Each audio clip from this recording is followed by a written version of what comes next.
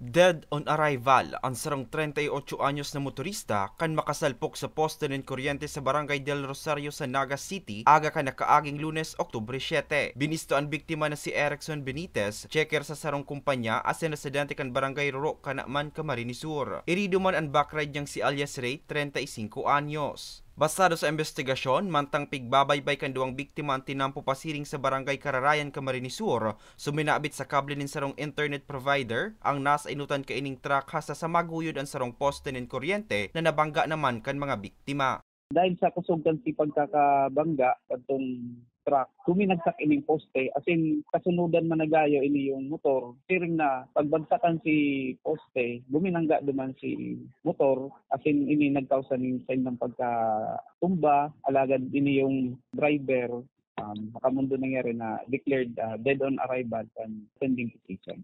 Human negligence ang pigsisirip naman na kausa kan insidente. Sa presente, nakakulong na ang driver kan truck as informal ng sinunadanin kasong reckless imprudence resulting to homicide and damages to properties. Para gusto ko talagang kapagramdam sa riding public, lalo na po itong may mga private vehicles, mga nakamotor na magtao po kita ng sapat na pag-iingat, lalo na bako lang po kita ang nasa tinampo, kahit kwanto din po pangalagaan ang safety kan ibang tao ang makasarabay ta sa tinampo. As in, lalong-lalo na po na tiyawang po kita sa city, kaya kung saan man kita malugar, ang katuya pong safety ang permitang ipapayangenot.